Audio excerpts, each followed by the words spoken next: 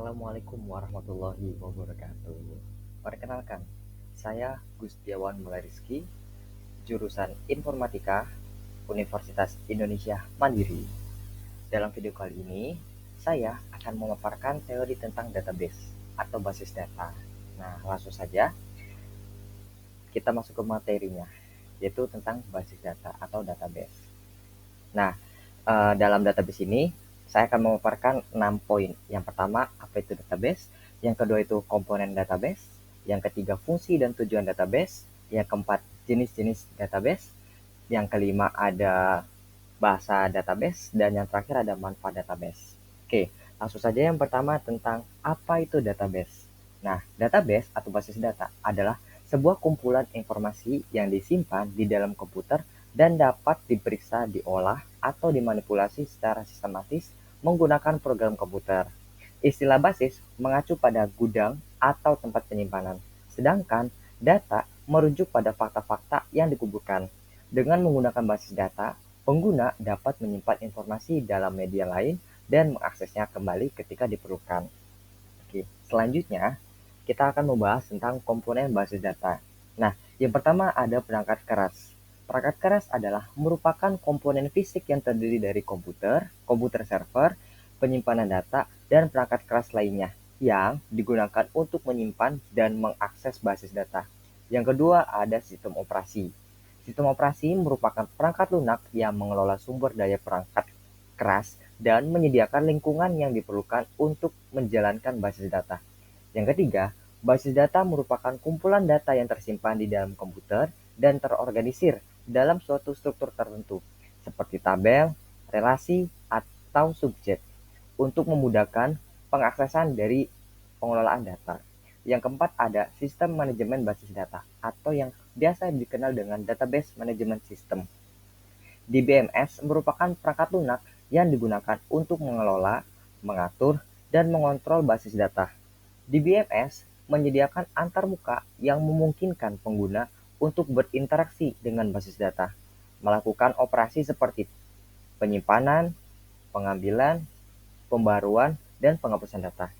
Yang kelima, pengguna. Pengguna merupakan individu atau entitas yang menggunakan basis data. Pengguna dapat memiliki peran yang berbeda, seperti pengguna akhir yang menggunakan aplikasi untuk mengakses dan memanipulasi data, atau administrator basis data yang bertanggung jawab untuk mengatur dan mengelola basis data. Yang keenam, aplikasi. Aplikasi merupakan perangkat lunak lain yang digunakan bersama dengan basis data untuk menyediakan fungsionalitas tambahan.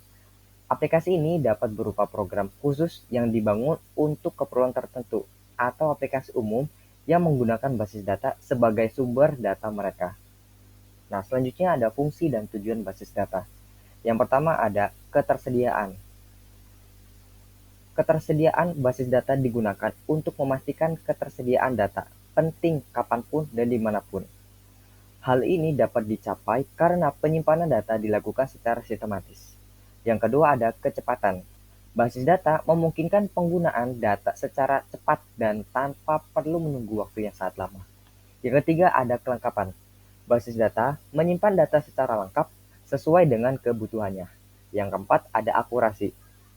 Dengan menghindari redundansi data pengguna, dapat mengambil data yang ada dalam data basis data untuk mendapatkan informasi yang tepat sesuai dengan kebutuhan.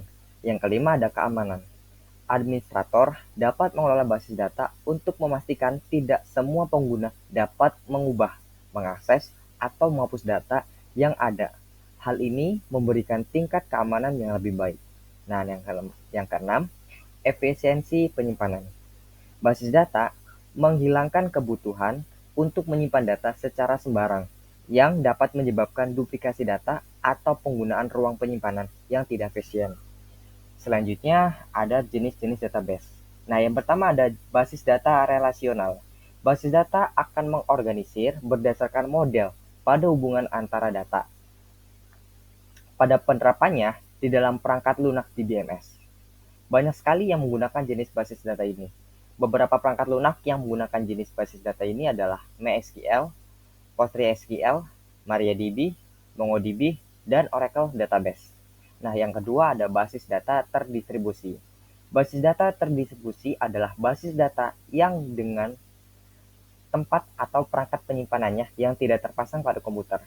Penyimpanan data pada jenis data ini akan diletakkan pada beberapa komputer yang terhubung dengan jaringan yang sama dan saling berkaitan.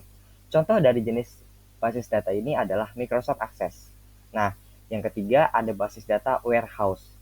Basis data warehouse adalah jenis basis data yang digunakan untuk melaporkan dan menganalisis data. Jenis basis data ini termasuk ke dalam komponen utama pada business intelligence. Contoh aplikasinya adalah Microsoft SQL Server. Yang keempat adalah basis data end user.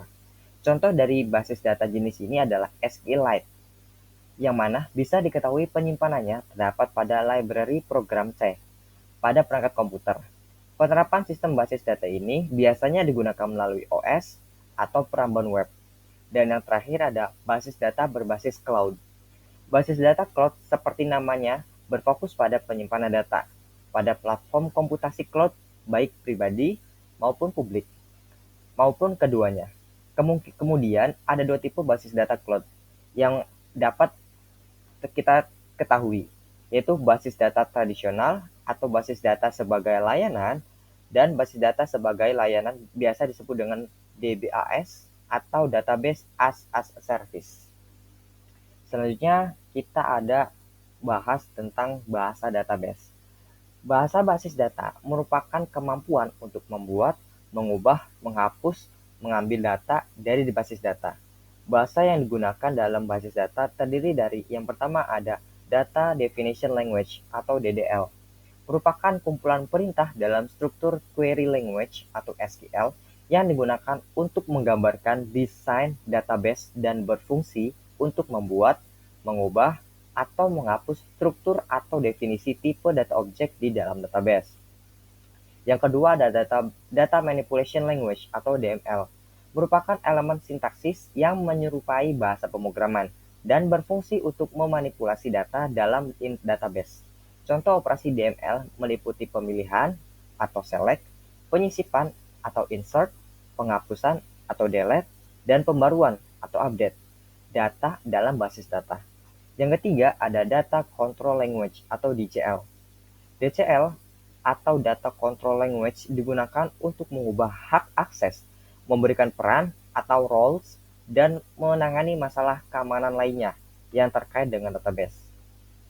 Nah, selanjutnya ada manfaat database.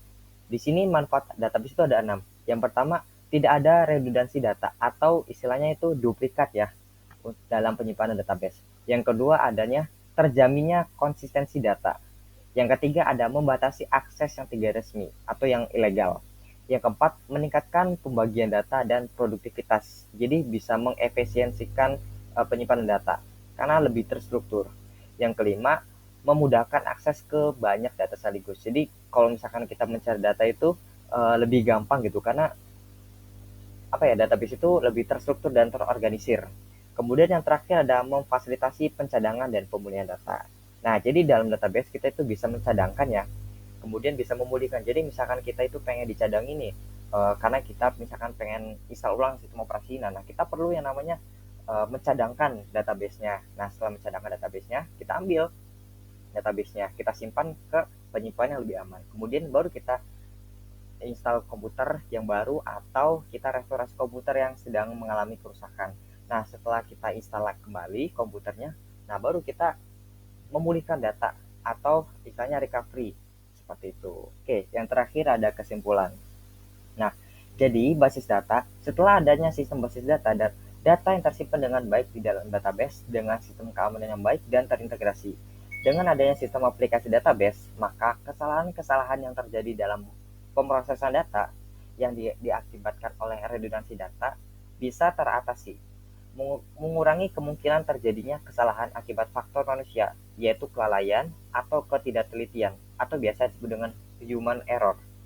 Nah, dalam perhitungan waktu yang dibutuhkan dalam pemrosesan data menjadi lebih cepat, kemudian pada aplikasi yang dibuat dapat dilakukan penambahan, penghapusan, pengubahan, pembantalan, dan penyimpanan data-data.